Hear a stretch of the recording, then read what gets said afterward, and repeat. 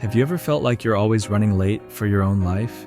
As if everyone else were moving faster, achieving more, living better, while you're just trying to keep up with the basics? We wake up already on the run. Our phone buzzes with notifications reminding us of what we haven't done yet, of who we're compared to, of the success we still haven't reached. And even when we have a moment of pause, there's still guilt for not being productive, for not being happy, for not being where we're supposed to be. We live in an era where everything happens simultaneously. Information hits like a downpour, and our poor brain struggles to process it all, while forcing us to keep a smile on our face. But what if the problem isn't you, but the world we created? Maybe your anxiety isn't a flaw. Maybe it's a symptom of a world moving too fast for the pace of our hearts. A world where silence has become a threat and comparison a routine, where having peace seems less valuable than having success, or at least looking successful on Instagram. But hold on, we're not here to complain about the world. We're here to understand how to live within it without losing our minds. And to do that, we'll seek answers not only in modern psychology, but also in the ideas of a philosopher who lived before cell phones, yet already predicted much of this mess, Nietzsche. Sometimes, all it takes is opening your eyes in the morning to feel a weight on your chest, like life started without you. The day hasn't even begun, but your mind is already crowded with pressure, urgency, comparisons. It's as if there's an invisible clock ticking, showing how far behind you are. Not for an appointment, but for an ideal version of yourself. And the strangest part, no one talks about it, but so many feel the same. Even moments of rest have turned into a silent competition. A quiet afternoon at home needs to be justified with a thoughtful caption. A solitary cup of coffee has to appear intentional. A smile on your feed must convey that everything is under control, even when your soul trembles inside. We live as though we're trapped in a labyrinth that constantly changes its shape. You turn a corner, think you've found the exit, only to encounter more walls, more comparisons, more demands. And the cruelest part, while you're trying to find your way, it seems everyone else has already found the perfect route. They're getting married, traveling, advancing in their careers. And you, still trying to figure out where you got lost. And don't think this is just Instagram's fault. The crisis runs deeper.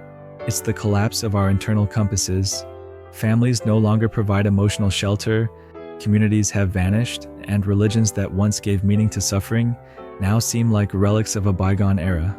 And in this void, loneliness grows. A loneliness not defined by being alone, but by having no one with whom to share the weight of existence. The anxiety that arises from all this isn't loud. It's subtle. It follows you like a thin mist that gradually dulls the world's colors. You keep functioning, working, replying to messages, yet inside you feel like you're dissolving. And the worst part, today's culture still tries to convince you that it's your fault, that you don't meditate enough, that you're not taking the right supplements, that you didn't think positively with sufficient force, as if the human mind were merely a motivational spreadsheet. What happens when a human being lives without a why? Nietzsche said, "He who has a why to live can bear almost any how." And perhaps that is the key we're missing. We live in a time when the hows multiply: how to be more productive, how to get rich quickly, how to find peace. Yet no one teaches us how to discover a why. Without that central axis, we start fragmenting, task by task, goal by goal, as if life were an endless sequence of checklists. Nietzsche viewed the future of humanity with a mix of astonishment and anticipation. He realized that modernity's progress would bring material comfort, but at the cost of something far more essential: meaning. He called this nihilism, the loss of profound significance in a world where God is dead. That is, where traditional values have collapsed and nothing has taken their place. And don't think this is just abstract philosophy. You feel nihilism when you wake up and ask, why? Yet have no answer. When you do everything right and still feel emptiness. When you look around and see a society chasing money, appearances, and dopamine, but one that seems sicker than ever. Nietzsche warned, "The desert grows. Woe to him who shelters deserts within himself." And today, that desert takes on subtle forms: boredom disguised as routine, depression hidden behind filters, pain transformed into sarcasm. But Nietzsche wasn't just a critic of the modern world. He was also a visionary of overcoming. He believed that human beings could indeed create new values and construct happiness even amidst nothingness. This means breaking free from the mediocrity of conformity and living intensely, even in chaos. According to him, life is not a problem to be solved, but a reality to be experienced. This invites us to change our perspective, to stop trying to solve life and start experiencing it, appreciating it. We can't wait for a manual. We must begin acting as creators of meaning, even when everything appears to be falling apart. Are you waiting for the world to hand you a path?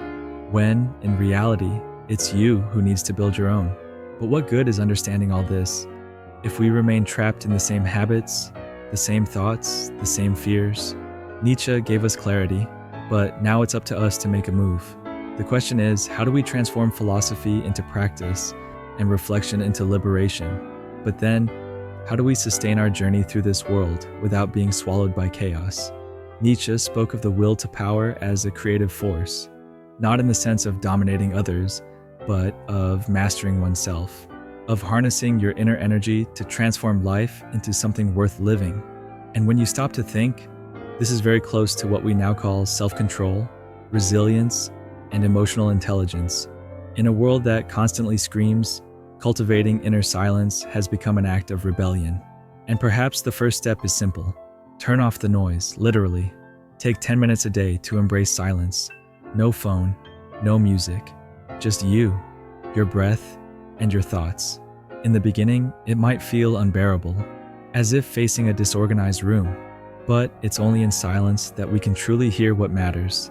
And when the noise returns, and it always does, be better prepared. Anxiety doesn't have to be a monster to be slain, but a signal, an inner chime saying, "Hey, you're forgetting who you are." Instead of blaming yourself for feeling anxious, practice self-compassion. Nietzsche said, "Become who you are." And no one can truly become who they are if they keep punishing themselves for not being someone else. Start with small gestures. Instead of criticizing your fatigue, acknowledge the effort you're making. Instead of fleeing from fear, face it with curiosity. What is this fear trying to teach me? Create daily micro rituals that reconnect you with yourself. Write a paragraph about your feelings. Take a 5-minute aimless walk.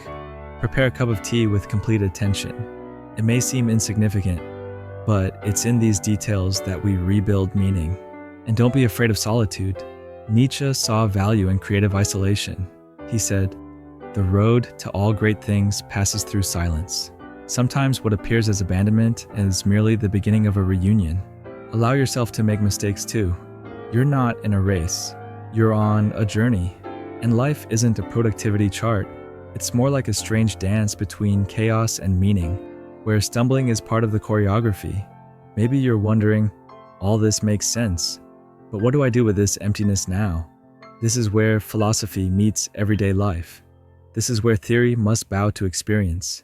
And even if the world remains chaotic, noisy, and fast-paced, you can learn to move at a different rhythm, your own. If at the beginning of this video you felt like you were always chasing after, as if the world had a map you never received, perhaps now you realize you don't have to follow anyone's route. Nietzsche reminded us, "What doesn't kill me makes me stronger." But this isn't about enduring everything in silence. It's about transforming pain into direction.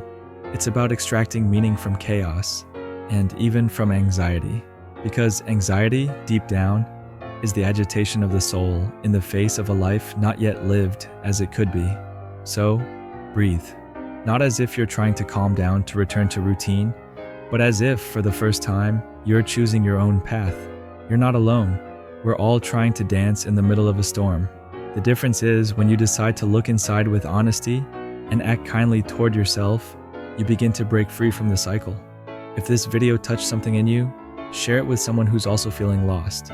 Comment below, what do you do when anxiety takes hold? Let's exchange ideas. Let's create a space where silence isn't loneliness, but a reunion. And if you want to continue this journey, I recommend watching the videos that will be suggested next. Subscribe, hit the bell, and follow me on this journey between thought and life.